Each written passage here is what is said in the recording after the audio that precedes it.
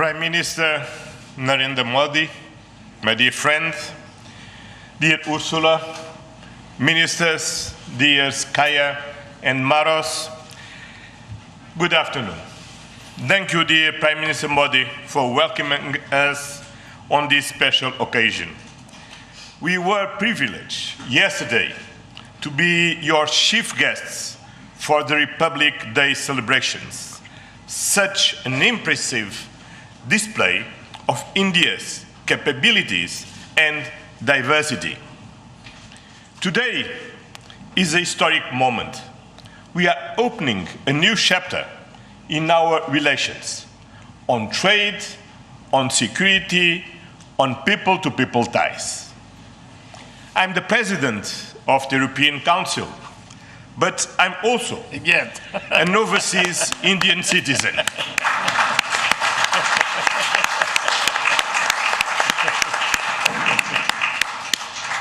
Then, as you can imagine, for me, it has a special meaning. I'm very proud of my roots in Goa, where my father's family came from. And the connection between Europe and India is something personal to me. Also because we conclude today our trade negotiations. We relaunched at the latest meeting that I had the pleasure to host in May 2021 in my previous capacity. Our summit sends a clear message to the world. At a time when the global order is being fundamentally reshaped, the European Union and India stand together as a strategic and reliable partners. Today, we are taking our partnership to the next level. As the two largest democracies in the world, we are working hand in hand to deliver concrete benefits for our citizens and to shape a resilient global order that underpins peace and stability, economic growth, and sustainable development. I would like to share three messages.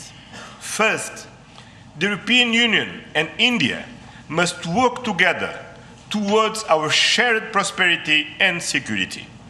India is the world's fastest growing major economy. Trade has flowed between our two continents for centuries. And trade is crucial geopolitical stabilizer and the fundamental source of economic growth. Trade agreements reinforce rules-based economic order and promote shared prosperity. That's why today's free trade agreement is of historic importance, one of the most ambitious agreements ever concluded, creating a market of 2 billion people. In a multipolar world, the European Union and India are working together to grow spheres of shared prosperity. But prosperity does not exist without security. Strengthen our cooperation to better protect our citizens and our shared interests. Working together to counter the full range of security threats we face in the Indo-Pacific, in Europe, and around the world, reaching a new level of strategic trust between us. That is the significance of our agreement on a security and defense partnership. The first such overarching defense and security framework between India and the European Union, and the first step towards even more ambitious cooperation in the future. This brings me to my second message. As the world's largest democracies and champions of multilateralism, the European Union and India share the responsibility to upholding the international law with the United Nations Charter at its core. Earlier this morning, we and President Ursula had the opportunity to pay tribute to Mahatma Gandhi.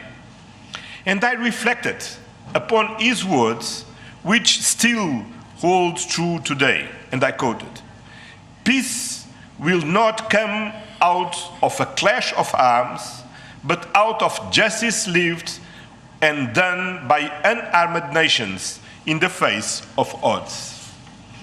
Our summit reaffirmed our commitment to supporting efforts towards a comprehensive, just and lasting peace in Ukraine, one that fully respects Ukraine's independence, sovereignty, and territorial integrity.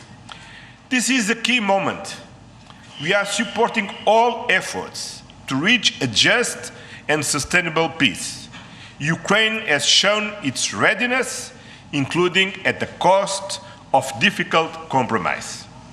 I know, dear Prime Minister, that we can count on you to help creating conditions for peace through dialogue and diplomacy. And this is my final message. Together, we must show leadership on global issues. Cooperation between the European Union and India will help shape a more balanced, resilient, and inclusive global order. Just two examples. I'm proud of the commitments we are making for greater cooperation on clean energy, green transition, and climate resilience.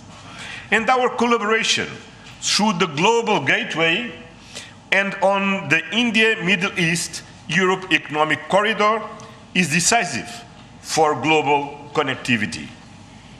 By implementing the ambitious Joint Comprehensive Strategic Agenda towards 2030, we will align our priorities with concrete actions for the next 5 years, delivering real benefits to our citizens. Today, we have tangible progress and set an example of cooperative leadership on global issues. With our free trade agreement, our security and defense partnership, and our joint strategic agenda. These outcomes are crucial milestones on the longer path. We look forward to continuing the journey together, as always. Thank you very much.